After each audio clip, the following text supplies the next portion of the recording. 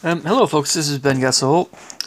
As you can see, I've been reading a little bit of this book, The Secret Language of Dreams, A Visual Key to Dreams and Their Meanings by David Fontana.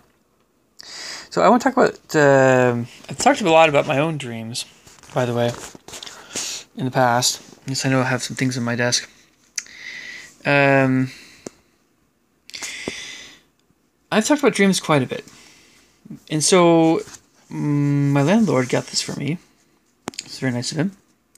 And I've been reading it a little bit, and like I say, and it's a little bit, it's great to have a lot of information at the beginning of this dream.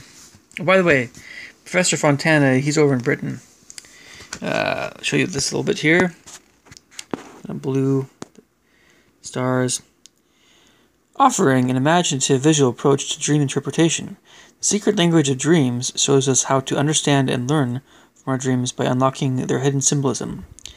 A richly illustrated 100-page dream dictionary presents the most common dream images for easy reference, organized under both thematic headings such as festivals and rituals, change and transition, and sexuality, and symbol headings such as the body, flying, communication, and animals.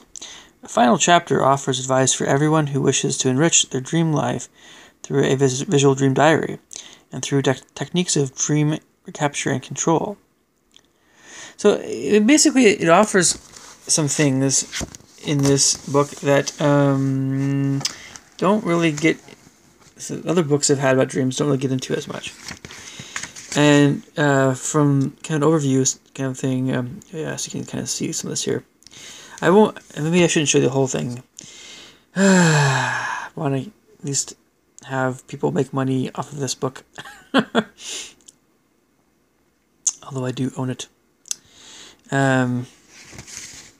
Anyway. You guys can talk to me about copyright law and other stuff if you want to.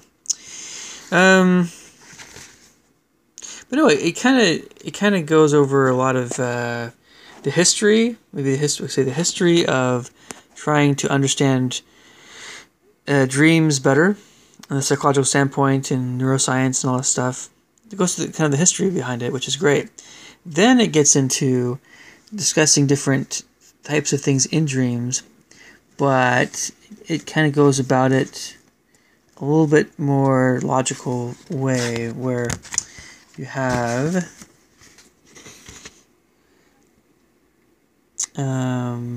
well, first off, again, it gets into the kind of neurology, brain stuff, and all the sciencey stuff. Then the part one is themes. Themes that are, themes would be like, let's show you here.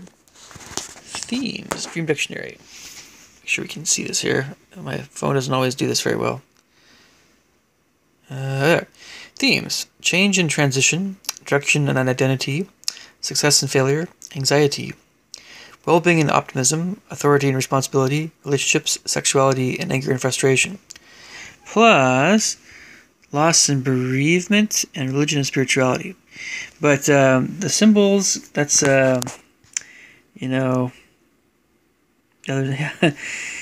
your body and nudity and birth and health and mortality, bodily functions, and also other things, activities and states of being. It kind of divides it into different types of symbols. You have flying and food and climbing and music and festivals, captivity, vacations, all this other stuff, shopping, environments and stuff.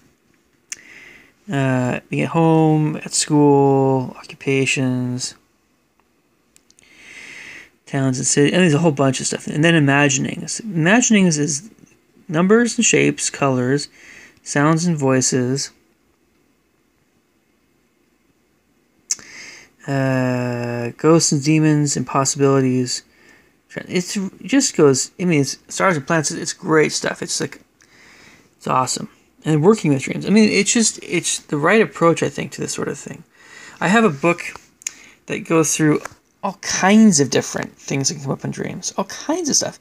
And then just for each entry in each subject, it just kind of gets into a little bit of what, is... it's more of a dictionary type of thing for dreams. Dream dictionary, I think it's called. This is a lot more, because it kind of centers around the things that we care about the most, or have the most, things that have the most meaning in our dreams. So I highly recommend you guys pick this book up. And I think my landlord got this at a discount type of thing, so I don't know if it's still in circulation. I don't know. But anyway, it's worth checking out. So I should mention just a few other things here before I finish this particular video. So I am still very open-minded as to the nature of dreams, more than most subjects. Some part of me feels like there's still some kind of spiritual thing about dreams sometimes, but it really just depends on the person. It depends on a lot of things that we have no knowledge of.